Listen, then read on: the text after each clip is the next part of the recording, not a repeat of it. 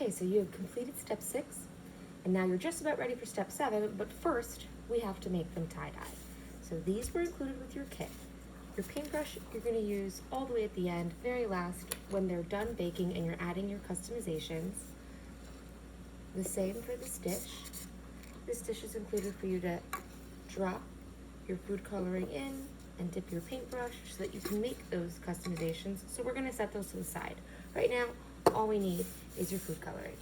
Now, if you have food coloring in your pantry and you have any extra colors you'd like to add, you can go ahead and do so. I'm actually gonna use 2 colors to show you how to do that, and then also one with just the color that's included, which is the red.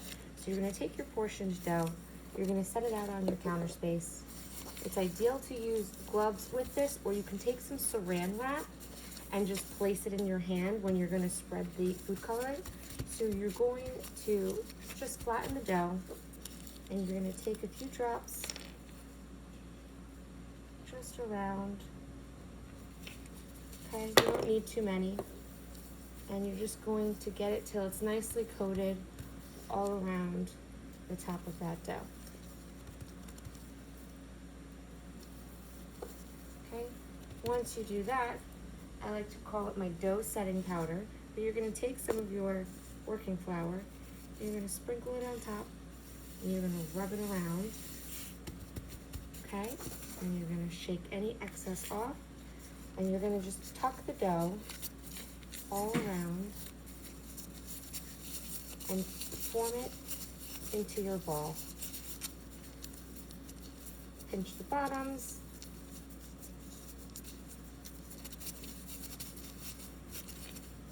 and then you're gonna rest it on your pan, and that is gonna go through a resting phase.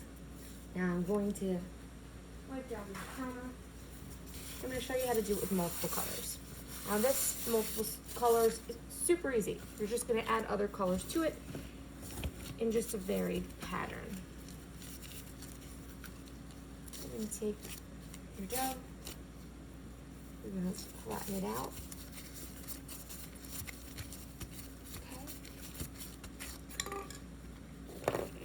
And what I like to do is I like to go from the center and I've got some pink here, and I'll go just place it all randomly around and fill in the spots with your other color or colors.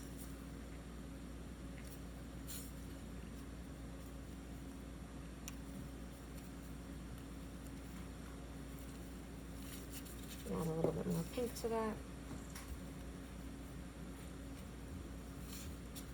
And you're gonna do the same step with your flour. Spread that around, shake off the excess, and using the same method, you're just gonna fold it all around, make a ball. Then you're gonna make it into a ball, and you're gonna let that rest on the pan. So now we have our rested ball of dough, and what we're gonna do is we're gonna flip it upside down, okay? And we are going to roll it inside out, just squeeze it to the bottom, and then you're gonna have your nice tie-dye swirl. You're gonna poke your hole to the center, and you're gonna gently work your hands all the way around.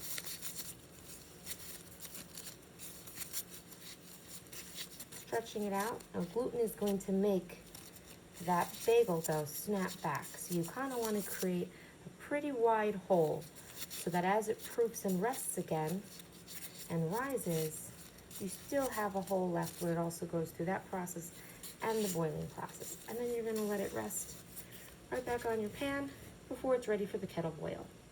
And that is how you do tie-dye. Now once you've kettle boiled and baked, you're gonna see at the bottom of these instructions written in, once it's cool enough to handle, you're gonna go in and you're gonna take this little extra cup that we put in there, and you're gonna squirt in your dye. You're gonna take your paintbrush, dip it in, and you're gonna create your customizations. Now this